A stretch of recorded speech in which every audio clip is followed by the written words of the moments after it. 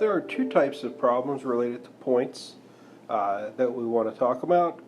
So here I've given you a graph. Here we have a graph drawn. In this graph we've labeled the x and the y axes.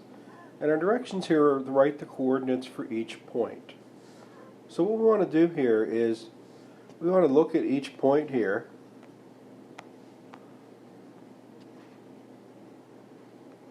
We want to look at each point here, and we want to figure out what its horizontal coordinate is and what its vertical coordinate is. And so the easiest way to do that is kind of like reading a map. Sometimes you might have seen old-fashioned maps with the cells on them. You know, you have A row, B row, C row, and then 1 column, 2 column, 3 column. So we just take our point and we measure, hey, what's the horizontal component? We see here that it's 1. What's the vertical component? We see here that the vertical component would be 4. And so we always write down our point then with the horizontal component first, 1, comma, the vertical component 4. And that's how we read points on a graph. That's how we read points on a graph. And then the second part I want to indicate here is where this is at. Where this is at. So in some of the homework questions they're going to say either plot or read the point, and then also tell which quadrant, or whether it's on the x or y axis. So here this one is in the first quadrant. Remember, quadrants start 1, 2, 3, 4. But we use Roman numerals, that's why I use the letter I there. Okay, so now we move on to our second point, which is B, and we do the same thing. We look for our horizontal direction. We see, well, that's 2 units over in the horizontal direction. That's 2 units down. Remember, down is negative. So we would write this down as 2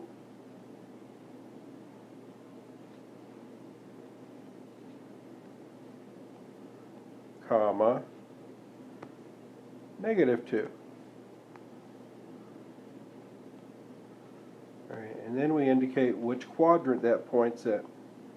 Okay, that point is in the fourth quadrant, so we would say QIV for 4, fourth quadrant. Then we come to our point C. And one of the things we quickly notice about C is he has no horizontal direction at all. He has not moved left or right at all. And he's sitting right at this point. And so C would have coordinates 0 for x, comma 1 for y. 0 for x, comma 1 for y.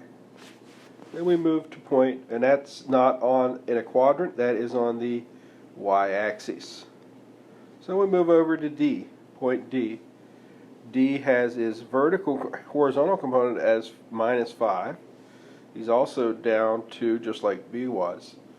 So D is going to have as his coordinates -5 for the x, -2 for the y. And then D is in quadrant 3, the third quadrant. And then finally our last one is point E. E has a horizontal component of 3 units to the left, so -3. He has no vertical component at all. He's stuck down here on the x-axis. So when we write down his coordinates, we'd say it's -3, comma 0. And again, that's not in one of the quadrants, that's in the x-axis. So the first idea here is reading points, being able to understand what the coordinates of a given point are. And then in the next video, we're going to turn around and go the other way. We're going to be given some points, and our job is going to be to figure out or actually graph those points.